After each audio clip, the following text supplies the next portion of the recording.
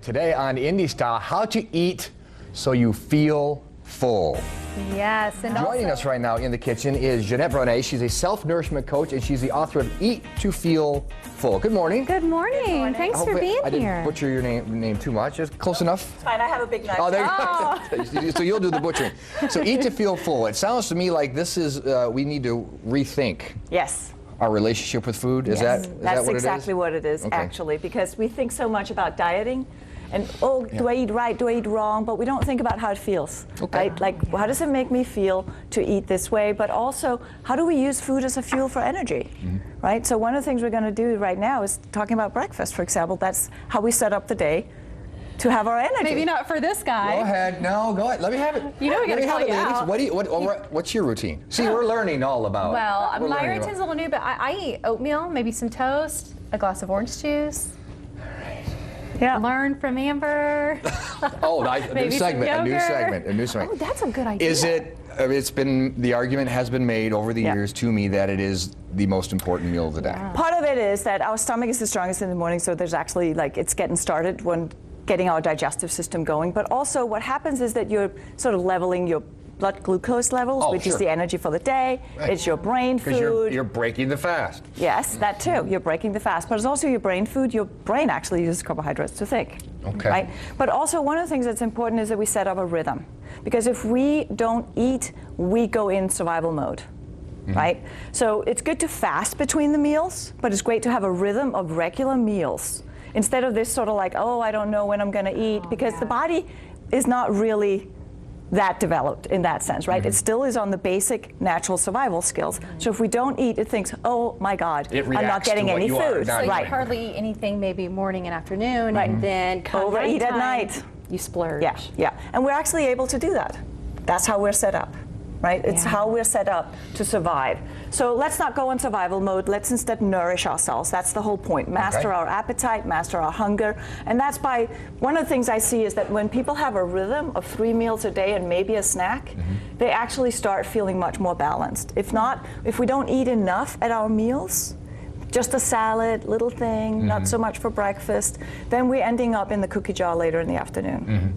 And we do that. What are you both staring at me like that for? Oh, you're in the cookie jar?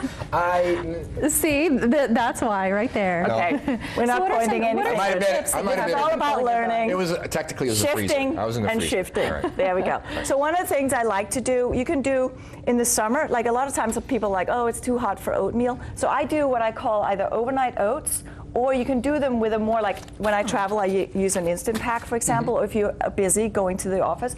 And basically you just put your oats in the bowl, right? I also sometimes cook rice in advance and use that instead. Oh, okay. I love that, actually. I put a little ginger in, or you can put cinnamon in. Cinnamon helps balance the blood sugar levels. A little bit of almonds. We're not going to use all of them, but, you know, don't be so scared of food, okay?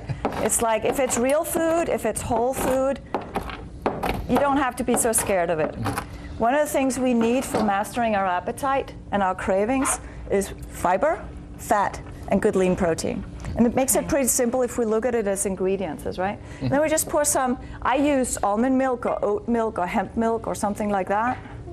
Coconut milk. You can use all kinds of things. And so basically, when I grew up in Denmark, this was my morning cereal. Sure. And then now it's called raw oatmeal or overnight oats. But back home, it was just breakfast. It was just breakfast. I've never had it like that before. So, you know, then you got your oats and they're soaking. Yeah, okay. And it's an easy way. And what you can also do is you can put it in a ball jar.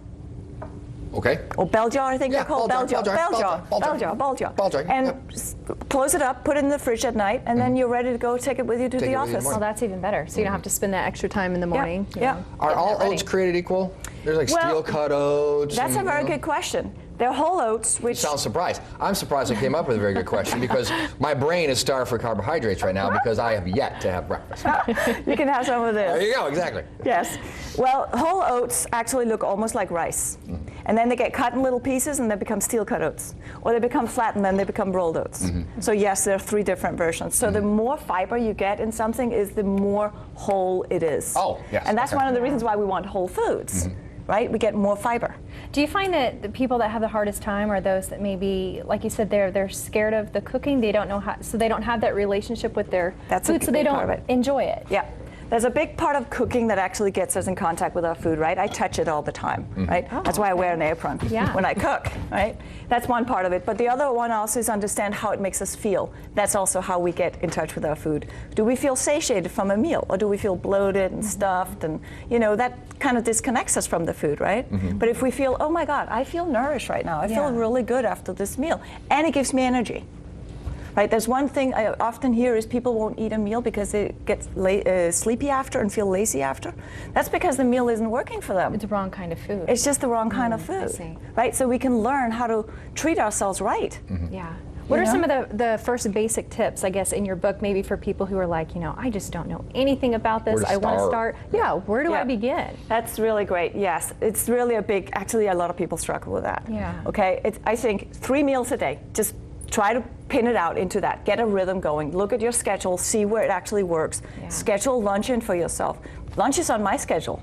Like it's in my book because I know that's when I take it. If you can't really schedule it like that, just have it in advance that there's something there. You need something, okay? And try to make it a meal.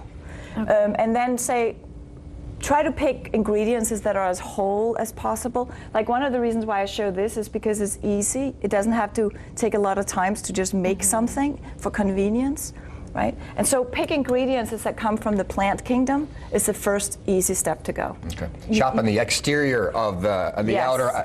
If it's in an aisle, it's got preservatives and it's meant for shelf life. But if it's yeah, it's a good way to look at it. I'll say, are you going to write this down? Breakfast. No, Take a couple later. I'm of going to write it bites? later. I'm going to have this. Well, you know what's coming up next? You're going to finish that bowl of cereal, right? Yeah. All right, we're also going to talk about taking a tour of some of Indy's coolest. All right, well, I know, Tracy, are you eating? I'm eating my overnight oats. Are we going to make this an every morning thing? I think we should. I'm going to hold you to it. The biscuits and gravy burger is for a great cause. It's going to totally throw off my rhythm that I'm establishing here. We're going to be back with another appetite-suppressing recipe, the kitchen sink salad. That's coming up. And bike to work. You know that's a sign that it's good, right? When the spoon is scraping the bowl. I'm not obligated to eat this anymore. That was a half an hour ago. Was it good? An old dog, Yeah. Oh, even drinking the milk. There you go. Yeah, That away. it's been soaking. Well, we're back now talking with Jeanette Bronée. Thank you again so much for being here. We're talking about how to feel full but feel satisfied, I guess, with the way that we eat. Yeah. And I mentioned to you earlier that we talk about not eating to where you do feel full. Are you full? I'm good. Or just not hungry anymore. Maybe he is good. Yeah. There's so many layers of feeling full, stuffed, not hungry. So there's a whole range that happens when we eat. And if we don't become mindful when we're eating, we're not going to notice. We're just going to eat, and then all of a sudden we're taking an extra meal and we're overeating, we're stuffed, right? Because we need about 20 minutes to realize that we're actually full. Right. And that's exactly what you're talking about in your book, giving people tips who may think, I have no idea where to begin, I don't know how to start. And that's not just lifestyle. I mean, that's just not food preparation, that's lifestyle as well. We're not eating, her name is French, but she's from Denmark, but I was over in France a few years ago, and it's been a long time since I've mentioned that on the air, so nobody in the control room roll your eyes. The tone of a meal. Yes. The length of a meal, the tempo of a meal is like, oh, no wonder portion sizes are smaller and they're better because it's an event. Every meal is something to savor every bite. Well, let's say when I was in South Korea, in Seoul, South Korea, it's completely different. So I guess, like you said, it's lifestyle, it's habit. Yeah, it's a lot about habit. It's a lot about chewing, actually tasting our foods. We're so busy multitasking, our brain doesn't register that we're actually eating, and we're like, wait, where did my food go? Okay, let me eat some more because we're also not feeling full yet. Chasing a feeling that's not going to... Yes, well, so that's a big part of it. So what we have here is, because it's not just about, there's two things going on, right? We're dieting, so we're not eating food of substance, we're eating light foods. That's not the same as feeling full and satisfied. So we're back to saying, listen, we can eat some of these root vegetables. They help us with our sweet cravings as well because they're sweetness, they're natural sweetness. We need to mix it up with some good greens and some good fats and some good protein, right? So that it becomes a balanced meal. But the other thing also is that it doesn't have to be fast food to be convenient. One of the things I love to do is pre-prepping and have like a tapas style in your fridge. Because then you can just throw it together, and that's what we're going to do now. Or do leftovers, which is why I call it the kitchen sink. Whatever you got will work.